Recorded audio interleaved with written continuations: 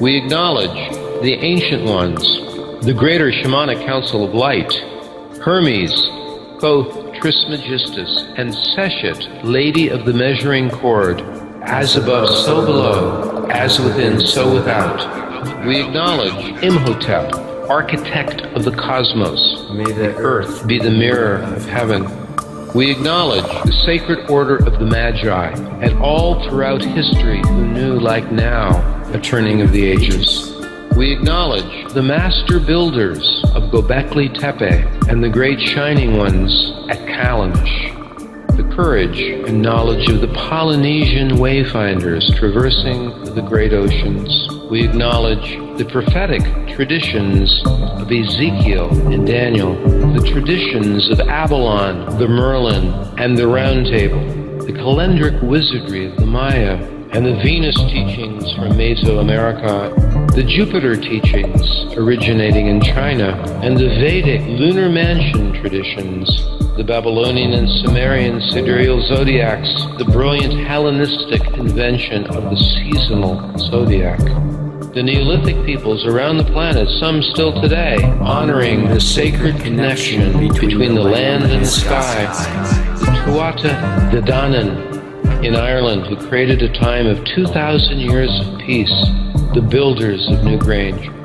My teachers that are not in human form, Mount Shasta, the Grandfather Rock at the Wonderland of Rocks in Joshua Tree, Mount Haleakala on Maui, the Fish Lake Valley Hierophany, and the sacred landscapes around the planet, the astrosophy of Rudolf Steiner, and the esoteric astrology of DK in the Tibetan, both presaging the shamanic astrology paradigm, and particularly the archetypal visions of C.G. Jung and the cosmology of my mentor, Dane Rajar. For these and more we give thanks.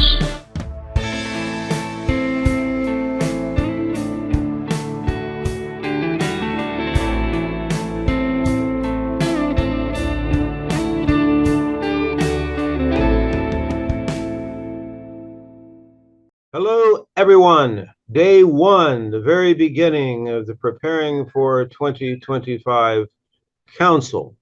3 days of remarkable, amazing speakers, and then also a roundtable, a panel discussion on the final day. I'm going to be going first today, and each presentation is going to be about 50 minutes. And it will be followed, unless the speaker has suggested ahead of time that they want to do Q&A during their 50 minutes, and at the moment I haven't seen anyone who's requested that, then actually there will be about a 10-minute time period after the 50 minutes prior to getting ready for the next speaker. So today it'll be myself, followed by Vivian Hurley speaking about the mounds in Hopewell Mounds in Ohio, and the ancient mysteries prior to colonial impact in North America, and a lot of lunar standstill stuff, and that has a great presentation. And then that'll be followed by Mariana, who will be talking about the Venus and Mars cycles in 2025. Let's immediately go into what I'm going to be talking about today. First thing I'd like to say is thank you for the,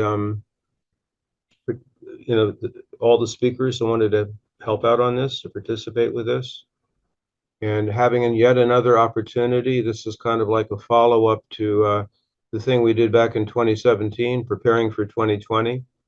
And there's so much happening between now and the end of 2025 that I wanted to put a lot of attention on that. And I want to also get started by thanking the prior lineages of these ways, those that have honored as above, so below, the connection between land and sky. I believe that what I'm going to present today has a great deal to do with that, the connection to the land that goes back so many thousands of years. connection between land and sky.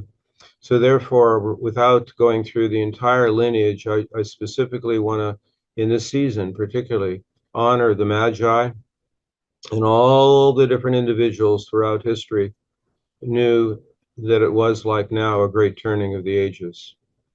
And then most recently, my main inspirations in these ways, astrological in particular, and psychological and spiritual, are Rudolf Steiner, Jung, and Dane Rijar, in particular, those three that have inspired this. And last but not least, the guidance that comes from Anthroposophia, Christosophia, the energies that come from the sun, the etheric Christ, and Archangel or Archai Michael at this time period of the Great Turning. So in those, I particularly give thanks as they are standing behind this work. And for that, I give thanks. And now, let's get back into our topic for today. Now, if anyone had been on the, you can actually take the slide down for a moment, Emmett. If any of you had been on the solstice seminar that I did the first day, I gave kind of a summary of what I thought was important about why we should do this thing of preparing for 2025. I won't go into an entire recapitulation of that here, but I want to mention that larger view is absolutely part of every one of the presentations that are going to happen here today. And I just want to list the kinds of things. I'm going to make this is a list of why preparing for 2025 is important. In our school, we see 1962 to 2034 as being the larger time frame of a great turning. And that is associated with the precessional cycle, 1 degree every 72 years, with the center point of what has been called the galactic alignment, having been 1998.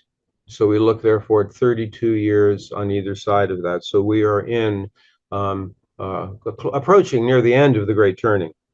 Also, it is the very end, based on new research, of the end of Kali Yuga. And that has been suggested as the date 2025. It also has to do, in a non-astrological way, what's called the fourth turning, which when I was learning about the fourth turning, it suggests 2025 as the end of the fourth turning. And that's based on European, American, Crown Colony history of the different phases of how a different country will go through different generational changes. There's a recent book that's come out by one of the two people that wrote that original material, and he seems to have changed it because he was using 2008, but I still think that 2001 to 2025 are the dates of the fourth turning. Then we have the Mayan long count, which according to some researchers was backdated to when the Pleiades and the vernal equinox were conjunct, and then that is the basis of the division of the precessional cycle into 5 ages or 5 suns. 5 long counts into 26,000 years. And then we have, in a non-astrological sense, the 6th mass extinction. We have the Toltec, Aztec understanding of the 5th sun moving into a 6th sun. And then we have all these other things like the US Pluto and Chiron returns, the Neptune opposition that have just recently happened. We have the movement into Saturn and Neptune into new signs, Uranus into a new sign, and we have different speakers that are looking at that. And then also what makes 2025, I think, super important is that from 2012 to 2023 to 2024, 4 eclipse paths crisscross continental United States. And that leads up to the fourth one coming up in April. And if I make it to that one, I will have experienced directly all four of them. Then there is, even before we get to 2025, there is the remarkable events of April, including Jupiter-Uranus conjunction. So there's many, many different things that are in the background here. And I could mention more things, like what Gemini Brad is going to be discussing, which is about the movement of Jupiter through the galactic center, galactic edge, through the great hoop, the sacred hoop. So that's just the background on this. Now, what about the topic I'm going to be sharing with you here today? Ever since 1987, when I happened to be at Callanish in the Hebrides for what is called When the Moon Walks on the Land, I have been obsessed, really, with lunar standstills. And you know, these happen about every 19 years. And let me show you the pattern of them. So, Emmett, if you could put up the pattern of the lunar standstill seasons. So this is just taking it back to the beginning of the 20th century. Whenever the North Node is 0 Aries, we could say that's the center point of the outer standstill season. And there we have in yellow the dates of when that occurred. 1913, 1931, 1950, 1969, 1987, 2006. And then, of course, January 11, 2025. Now, depending on the site, you can have this range. Like at Callanish, they had it built to show where the moon would go below the center stone for 18 months, about 9 months on either side of the center point. So that's why it is, if you look at the one January 11th, 2025, that means the full moon of the day in 2024 and the full moon in 2025 will both be within that maximum declination of the moon. I love this pattern because actually Lunar Standstill was not even named that until 1969 in the small mystery school that was around Alexander Thom in Scotland. And he was actually the one that first mapped Callanish in the Hebrides many decades before that. And so 1969, well, I mean, I'm old enough to know what 69 was like. And then in 1987, I happened to be there to see the moon walking on the land. More about that in a moment. And then 2006, I was there for that one. And should I be able to make it there in June of next year, it'll be 3 lunar standstill moon walking on the land events that I've experienced. Now, let me just show you. Maybe Emmett, you can show the photos. So a few of those photos of Callanish. This is the not that one yet, but just this is Callanish. And maybe you could jump to that article, you know, the article from one of Margaret's books.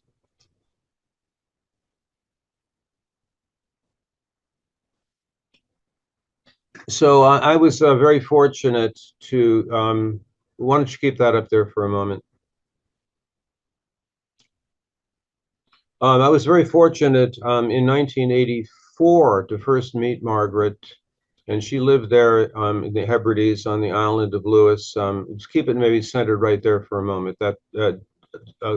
Yeah, maybe up a little bit more. I mean, no, the other way, right there. And so I was there in 1987 after having met her in 1984. And she knew more about the stones there than anyone. She unfortunately passed in March of earlier this year. And she didn't quite make it to another lunar standstill.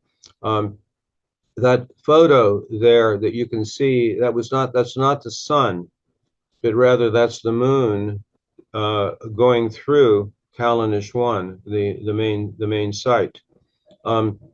But there's so many other stone circles in that area that are also oriented toward a landform. So if you go back to the top here for a moment, right there, for 6,000 years, that mountain formation there that you can see was known as the Old Woman of the Moors, and are known as more recent times called the Sleeping Beauty, or the Gallic name, which is the Kalia. And actually, depending on where you had which stone circle you were looking at her from, you would have the moon passing in and out of her body during the lunar standstill. So the moon would actually be called walking on the land at that particular time. And that's what happened there when you're looking at Callanish 1. And this is another site, Callanish 3, that also was pointing to other parts of her body. There's one stone circle. If you keep the cursor there, if you might, down where her belly would be, because you can see her face there, right? That's her nose there, and that's her lying down body. So if you go down to where her belly is, from one stone circle, and I was there in 1987 to see it, the hill that you can see on the far right, the perspective changed. So this hill would be seen to appear behind her belly, and the moon would actually set right into a pregnant belly at that time period. And in fact, different sites would be zeroing in on like her crown chakra, her belly, or her sacral center. Different parts of her body would be referenced by this stone circle. There's a lot I could talk about regarding that site. But I want to, just for a moment now, go back to this remarkable time, 1987, and also to try to weave us back into why I think this is important, which is really the main purpose of my sharing with you today, is that if we look at that range of dates, if you just for a moment, Emmett, if you could put up the dates, the 19-year pattern. I'm very much influenced by the work of Steiner, as I've mentioned, and he basically had this really interesting talk he gave in 1923. I think it was 23, where he said he was very into the nodal cycle, the North Node, South Node, and he perceived it as a cosmic breath. So when you're born, you're taking in a breath, and then 9.5 years later, you expel the breath.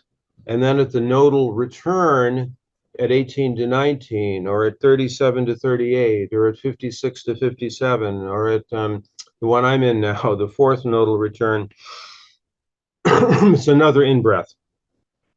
And now it's what's intriguing about the cosmic breath is that if you divide a nodal cycle into 26,000 years, and he wrote about that in 1923, it's 144 cosmic breaths. So there's 144 cosmic breaths in a precessional cycle. And much of the sacred geometry in our own school is that 144, 12 jobs and 12 tribes, 12 majors and 12 mystery schools. So we really honor the 144 a lot. So here we could see then that if we date the great turning, as I described at the beginning of my comments here, as being from 1962 to 2034, you can see there are 4 lunar standstill seasons within that time frame. 1, 2, 3. Actually, we have the first one would be in 1969, and then 1987, 2006, and 2025. So what we are looking at is the 4th and last of the lunar standstill seasons within the Great Turning. Now, there are a lot of different ramifications to this, and in the rest of this talk, I'm going to share about not only the ramifications of it, but how to navigate it with it. Why is it happening? Why did the ancients care about this so much so that they would build large stone circles? But before I completely dive into that, I want to go back again to 1987, which was the second of the lunar standstills within the Great Turning. In 1987, I'll just tell you a little bit of the backstory here. I first found out about the moon walking on the land and the lunar standstill in 1983. And then I had the opportunity to be there in 1987, where that iconic photograph of the moon walking through the stones was taken. That very same year, I was doing a medicine camp in Colorado. This was like probably late August, early September, after I had been at the full moon at Callanish in June of 1987. And that is when I found out about Chimney Rock. Chimney Rock, it was only in 1987 that the American archaeoastronomers finally admitted that the Native Americans knew something about the lunar standstill. They said, how could they possibly have known about that? You know, I mean, it's just, and there was this place that, the truth is, most of them didn't understand what it was. So then they were projecting onto the Native Americans, how could they have known about this phenomena? Well, Chimney Rock is this place near Pagosa Springs in southern Colorado, where there's these two natural rock formations, and it was called Chimney Rock. And there was this great archaeoastronomer, more open-minded one, named Kim Malville, who was in charge of doing the radiocarbon dating of different kivas that they found on a ridge. And he discovered they were made every 19 years. and so that he started doing some research on it. And there's a great little book. In fact, I wanted to show you because I don't really have a slide of it. This is the chimneys and the moon going through the chimneys. And this was the northern standstill, not the southern standstill, because in Colorado, this would have to do with the full moon. That would be the one that's north, and not the south moon, but the north moon. And so this would go through the chimneys only during that certain time period. And the previous archaeologists, archaeoastronomers said, well, that was pretty sloppy. The sun never went through there until they finally did the radiocarbon dating and noticed that actually the moon went through there every 19 years. I was able to go back there in 2006 and was there to witness it going through the chimneys. And for those who have been to Chimney Rock or know something about it, it's a Chaco Canyon outlier. There's a ceremonial road that will go from Chaco Canyon all the way to Chimney Rock. It's a ceremonial road, not necessarily one that is used because by transport, because sometimes it would go down into a canyon and up out of a canyon, and sort of a straight line effect toward that site. And now the next thing, Emmett, if you could show, would be what I did then in 2006. And one of the sites, this is at a place called Fish Lake Valley.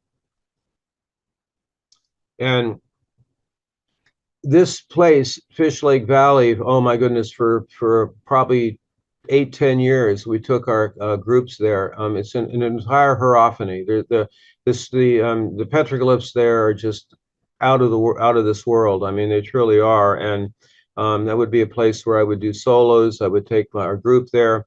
And I always had a feeling that it was a master site, that it had everything, including a lunar standstill. And so I went there in 2006 on a day where the northern moon would be at its most extreme.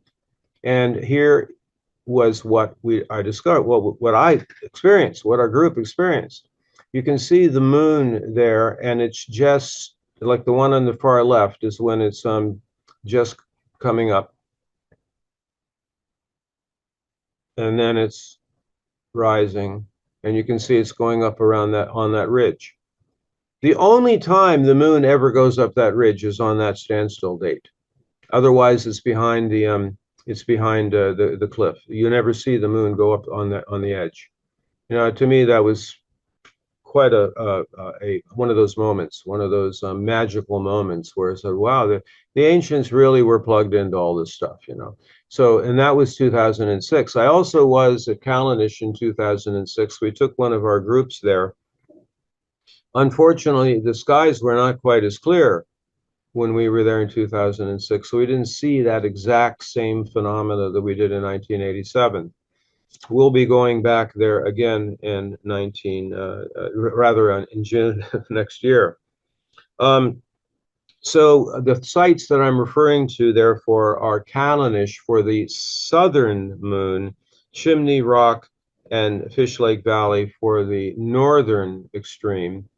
And actually, right before we started, Nigel had asked me a question, which is that we're talking about I didn't want this to be like a technical kind of thing, but if you look at the declinations, like, in fact, I found it quite synchronistic that today, actually, at the moment, right at the time I'm speaking, the moon is out of bounds 27 north 19. So we're right now a Cancer moon, and it's at 1649 Cancer, and it's 4 degrees beyond the ecliptic. You know, so it's 4 degrees from the ecliptic, 23.5 out of bounds. Now, yesterday it was beyond 28, and every time in 2025, when we're already in the time now where this is true, but every time in 2024 and 2025, when it's a northern extreme moon or a southern extreme moon, meaning the moon in late Sag, early Capricorn, late Gemini, early Cancer, that the moon will be wildly out of bounds, beyond 5 degrees at its maximum swing. The reason for this is because the moon's orbit is like snakes, like a snake, like a dragon, a snaky thing going up and down around the ecliptic, and that pathway will go north extreme and then it'll go south extreme. For those who want to have a deeper technical knowledge of this, I highly recommend the phenomenal series that I did with Gemini Brett, who will be making a presentation himself as part of our series here, part of our council. We did I think it's 4 times, we met 4 times, going a deep dive into the lunar standstill and out of bounds planets and out of bounds moons. So yeah, there's a difference between declination and longitude, you know. So like, for example, just as an aside here, that during the southern moon, when it's 4 to 5 degrees south of the ecliptic, south of the path of the sun, the moon can actually cover galactic center, because the actual location of galactic center is below the ecliptic. You know, its designation by longitude is 27 something Sagittarius. So that's only the southern moon that will do that during the lunar standstill. The sun will not ever be right on top of galactic center, interestingly, you know. So that's just a side note there on this. Now, a little bit of speculation here, which will then move into this consideration of like how to work with this. Why do I think it's important? Certainly the ancients thought it was important. And ever since that time period in 1987, more and more places around the world, including the mound structures, the Hopewell Mounds and the other mounds in North America, have sightings, have indications about the lunar standstill. There is also, we can add to this, that if you look into the origins of our craft, astrologers, if you go way further back, if you go further back before the beginning of individual charts, individual horoscopes, more recent research I've seen shows that it was actually the latter stage of the Babylonians, and then obviously the Hellenistic culture that around 400, 500 BC first brought in a chart for a person. But before that, the ancients certainly knew about working with the sky. And in fact, the earliest zodiacs were lunar before they ever became solar. And so the working with the moon goes way, way back. So it would make a whole lot of sense that something like this phenomena of the moon being out of bounds. I mean, if you work with looking at where the moon rises and sets, and if you know where due east is and due west is, the moon is just jumping all around. And in fact, the further north you go, the more extreme it's jumping all around. I mean, the first time I ever was in the Hebrides, and during the declination is so vast up there that it's like, good grief, usually the moon is going to rise there. What's it doing moving almost behind me, And during a lunar standstill season, it almost seems like it's directly behind you. It can become so extreme. So particularly if they're honoring, if they're aware of how the moons are rising and setting, when you notice it's more than 5 degrees beyond what they're used to, and 5 degrees is a lot, actually, if you look at it on the horizon, so clearly this mattered to them. Now, I cannot prove any of this at all, but it's just a sense if you go there a lot. And if you see what happens when people go to a place like that doing a lunar standstill, that it would have been a gathering. I sometimes refer to it as like a Neolithic Woodstock, where you basically have the tribes gathering. And in fact, back then, 6,000 years ago, there was journeying, from the Faroe Islands, from Norway, from Ireland, from south of England, from the continent, well, there was still easier to get across, the North Sea and so on. And so the tribes would gather at the lunar standstill. And of course, that was a matrilineal time. So you could not actually marry someone from your own clan.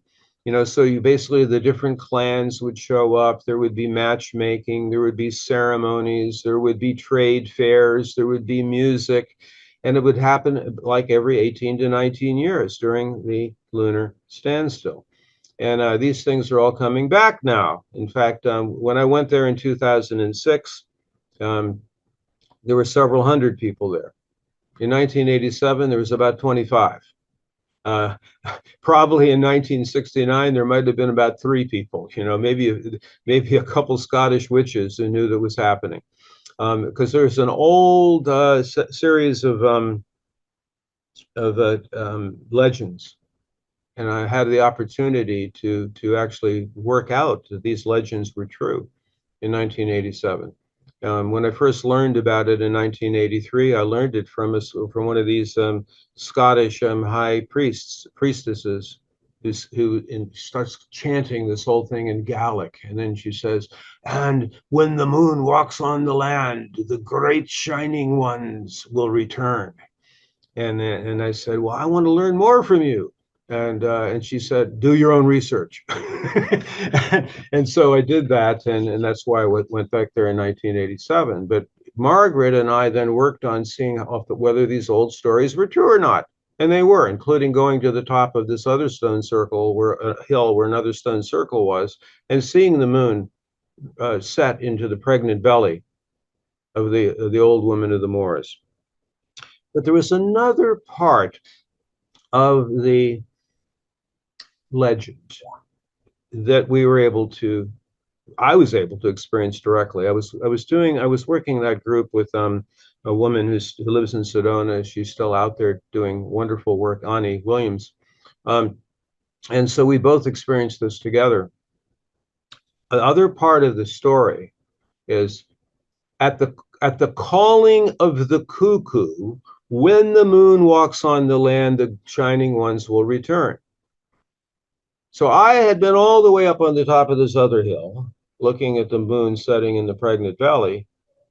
Well, then I go back to the main place at about 3 or 4 in the morning, and someone in our group said, "Daniel, we heard the cuckoo."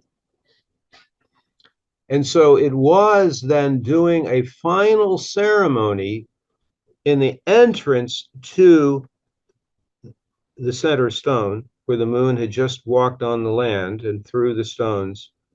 We were doing prayers, and it was a direct experience of this white,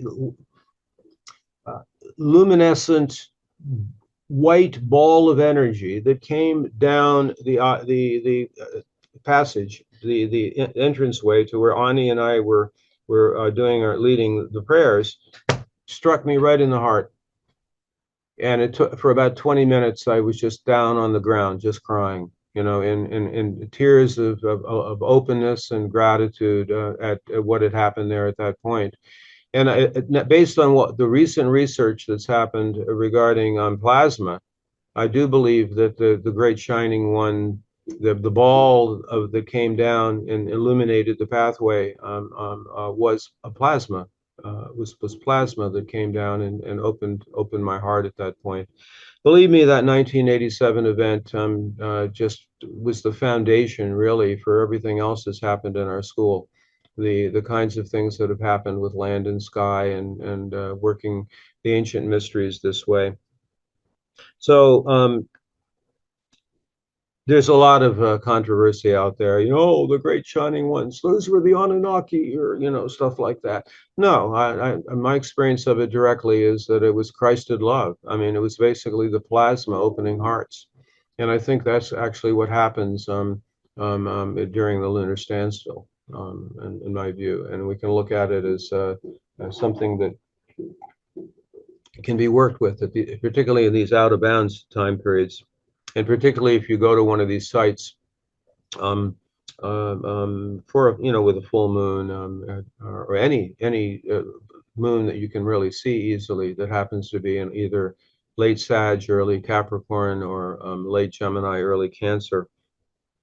So this then also is connected. This whole thing is connected to the out of bounds phenomena.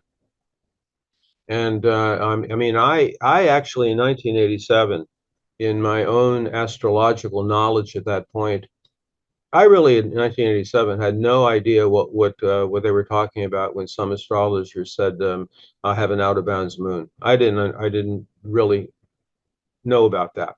So I became aware of the out of bounds phenomena first by experiencing it on the land, before I ever realized that it was connected to what a lot of non-Earth sky type astrologers were aware of when they say, "Oh, I have an out of bounds moon," or and then in the last since 2006, and particularly under the activation, the amplification of this coming into this lunar standstill season.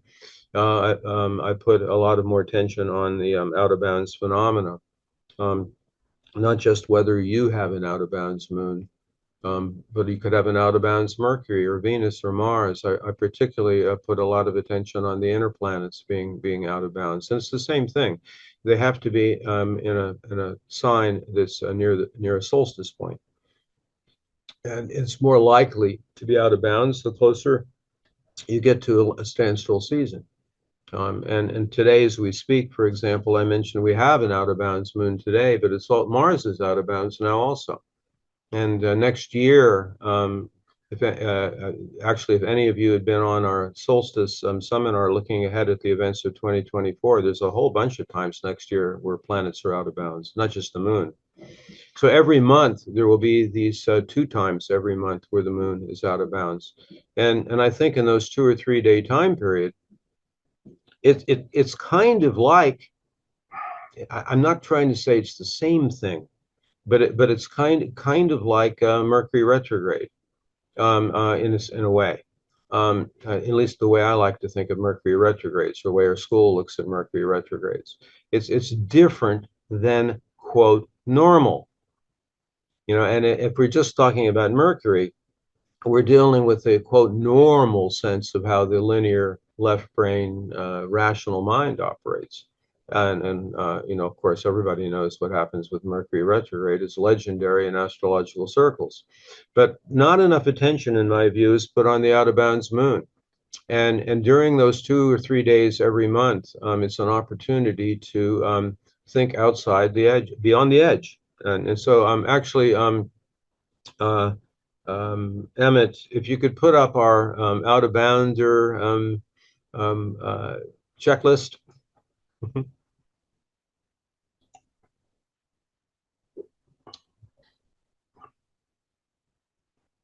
Are you a unique, eccentric, and rather unassimilatable out of bounder? And so we have this checklist: out of bounds moon beyond 2 degrees, other out of bounds moons, out of bounds moons in Taurus, Leo, Scorpio, or Aquarius. Now there's not very many of those. 1 or more out of bound personal planets, Mars, Venus, Mercury, with more than 2 degree declination. Any other out of bounds, Mars, Venus, or Mercury. 1 or more retrogrades of Mercury, Venus, and or Mars, 1 point. Uranus conjunct the ascendant, Sun or Mars for male, female for Venus for female. So I'm adding stuff there also to make the person unique, eccentric, different. All planets direct, 1 point. I'm trying to find out all those people out there that don't have any retrogrades at all. Pretty rare, actually. I put in as a 1 point extra, left-handed or ambidextrous, right? And then also for special extra credit, Rh negative blood. Now, but still, all of these ingredients, man, if you have a bunch of these, then you're unassimilable, or I like to say unassimilatable.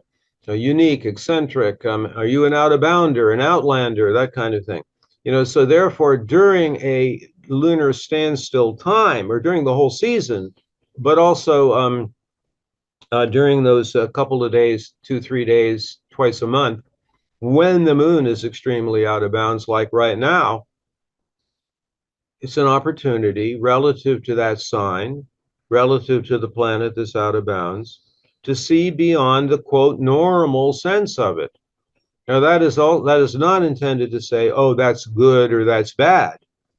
I mean, I've a lot of individuals I really respect and love is more awake individuals have out of bounds moons, but there's also people that I wouldn't consider that awake that have extreme out of bounds moons.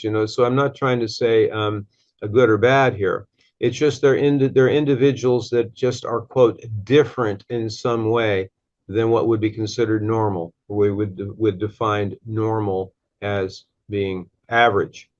And so we actually, at our last course, we passed this out, and actually there's a couple of members of our own council that are, like that 8 or 10 points. I mean, they have a great deal of this sort of unusual out of bounds kind of thing.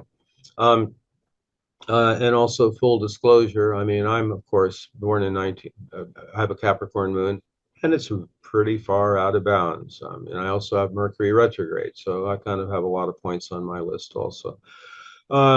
Just something. This is more like for fun. But I'm wanting to just bring to our attention here what is possible in the out of bounds phenomena, but also globally. And we can go back now. You can go back to the gallery here. That how to navigate with this, considering the much larger context of all the things we've talked about, and having some sense, or I mean, if there could be different views on this, but at least looking at, and I have a whole presentation about 1962 to 2034, this larger context of the Great Turning. And then if you recognize, as the ancients did, the importance of the lunar standstill season, and even where a physical, like putting a stone circle on land that's oriented to a mountain range and that is seen as a woman, or a chimney rock, or a cliff face, or the different petroglyphs at Chaco Canyon, more, and what we'll hear from Vivian here shortly about what they have at in the Hopewell Mounds. Clearly, they cared a lot about this, and the fact that we're now in the fourth of these, the fourth and last within the Great Turning, 1962 to 2034. I think you can understand and why I placed this as one of the topics for preparing for 2025. And so I'm always suggesting to be aware of those dates each month, to know yourself whether you have an out of bounds planet, and to work with that consciously, that if you have an out of bounds Capricorn moon, well, then you're not stuck in the old version of Capricorn. Hopefully you can see beyond the boundaries of that, the Sagittarius, Gemini, Cancer, those different signs. And also to be different if you got Mars or Mercury or Venus, and then it's applied to that planet.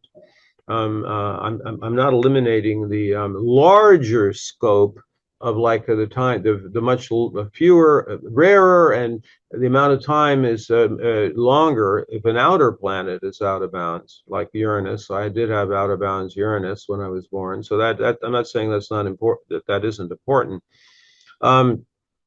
Here's a question that came in. Okay. So it's just saying, how do you know this? The regular solar fire program, if you don't know where to look, the regular chart blank does not give the declinations.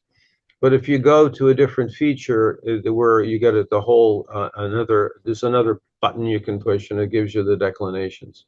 And it gives you the declinations in red, and it'll let you know if it's out of bounds or not, just indicating that. I look at it on every chart I do right now, of whether a person has an out of bounds planet, and then also paying attention, like those of you who followed what I've been writing in my media posts, I'm always pointing out this. Well, yet again, we have an out of bounds moon, and it's happening at the galactic edge, or it's happening at the galactic center.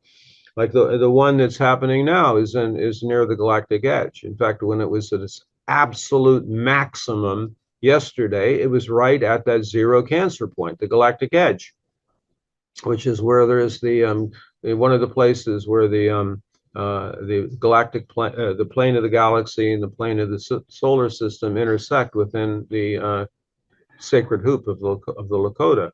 And actually, that's the topic that Gemini Brett is going to be bringing forth at his talk.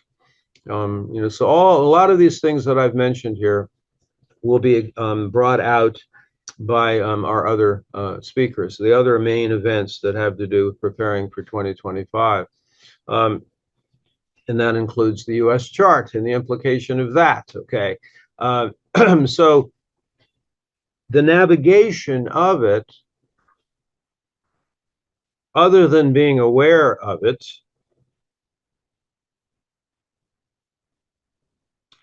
and if you have any resonance with what it is I'm sharing about its connection to what I'm referring to as the great shining ones, that it is a time period, it is a possibility beyond consensus reality. And I should bring this in, that it's the other thing I experienced at Callanish with the ball of plasma.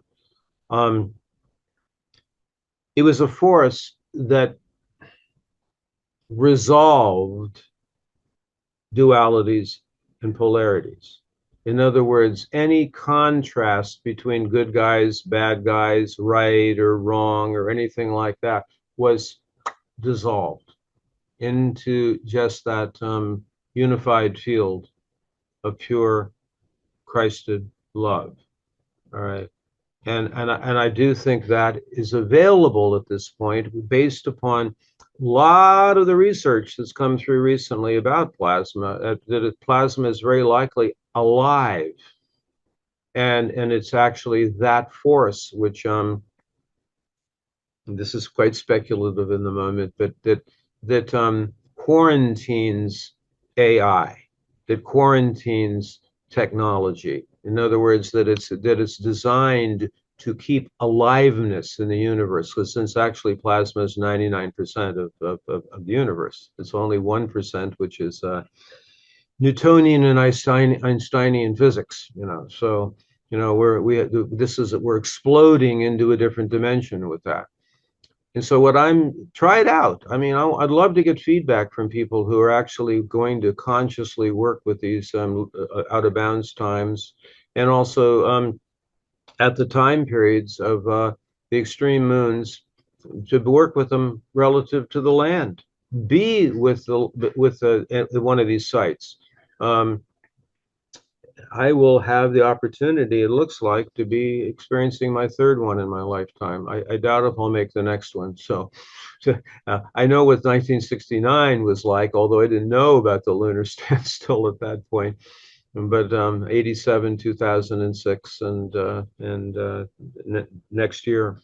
But we're definitely going to be there in June. It'll be a week surrounding the closest full moon within the lunar standstill season, and it's right close to the actual June solstice time. So that'll be really great. Any comments about what I presented here, about how to work with it, the ideas that I presented here about the fourth and last lunar standstill season, and also I'm wondering if everybody who's listening here today, whether you know whether your moon or one of the other planets is out of bounds or not.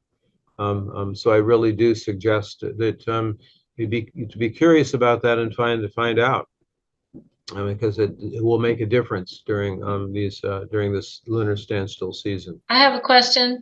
Okay. Because, I am not familiar with this at all. And thank you, Emmett, for the table. And I've calculated my chart on AstroSeek, and I'm looking at the positions and the column that says declination. Okay, so what am I looking for? You're looking for a declination that's beyond 23.5 degrees.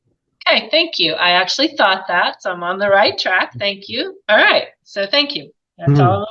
Got it. It will also list in parentheses OOB. That means out of bounds.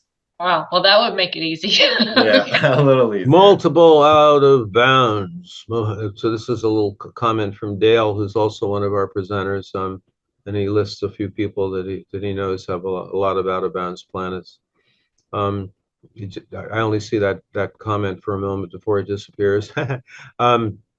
It's definitely worthy of a lot of additional research. And I'm actually deeply into that research now, because it wasn't until just before I was working with Gemini Brett on our series of seminars we did on this, which I highly recommend. It's still out there on our site. You can purchase one of those packages. That I just started looking at every chart, including actually the progressed out of bounds, which is also very interesting. So if you're going to look at the progressed cycles, also note whether they're out of bounds, which is an additional factor to throw into the awareness of how to tune in at this time period, at a time period of a great turning, and which includes all these other factors. And if you didn't have a chance to tune in to our first December solstice seminar, that's when I go into more detail about all these different converging timelines. About the Kali Yuga, the fourth turning, the long counts, the mass extinction, its fifth sun, sixth sun, um, as well as lots of presentations in the last few years about the U.S. chart, and about the eclipse, the fourth of the eclipses coming up. If I may ask it one thing, just to make sure I'm understanding out of balance planets. So when you're saying someone with an out of balance planet has an aspect of them that's unassimilable, however we pronounce it. So it's basically whatever planet or position you have that's out of bounds, that aspect of yourself is something that's kind of, you're able to see outside of what society does. So you're able to be more your own individual rather than being affected by culture. Relative to that planet and sign. Right. Okay. That's my view of it. Yeah. But again, while I am an individual, and this whole school from the very beginning has been, we're talking about early 80s, but even my own practice all the way back to 1970 was an attempt to free people from the prison grip of consensus reality. So it's actually giving people clues to fully authentically be themselves, separate from what the parents' culture or whatever said you were supposed to be. Then to me, the out of bounds positions at the various times, 69, 87, 06, and this year, next year, 20, their time periods to really to be able to have the freedom to look at it beyond the prison grip of consensus reality. That's why I bring the plasma stuff in, including beyond Newtonian and Einsteinian physics. To actually see that there's a living force that is in fact, we can say the universe itself is alive, right? It's not dead stuff. This whole materialism thing of putting everything into material is exactly what it is. What happened at the end of Kali Yuga, and that includes patriarchy. Those are all end of an age phenomena, the deepest descent of spirit into matter. And rather than sounding gloomy, it's also the time period, and this is why I think the lunar standstills are really important.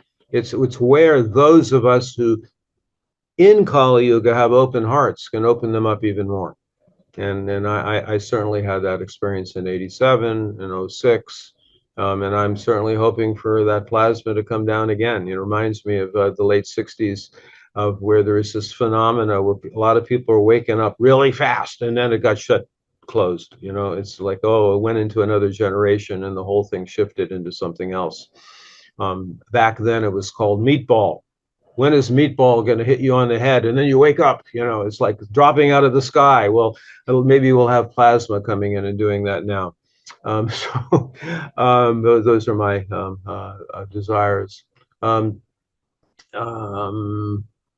Yeah, we were in 07. It was at 07 we were there, or I think it was in 06, but we were there, but it wasn't quite as clear as it was in 87. And that's when hundreds of people showed up, including different groups that had different agendas, So it's also a place of where there's a very thin veil between shadow and light. It's where you go into the other world.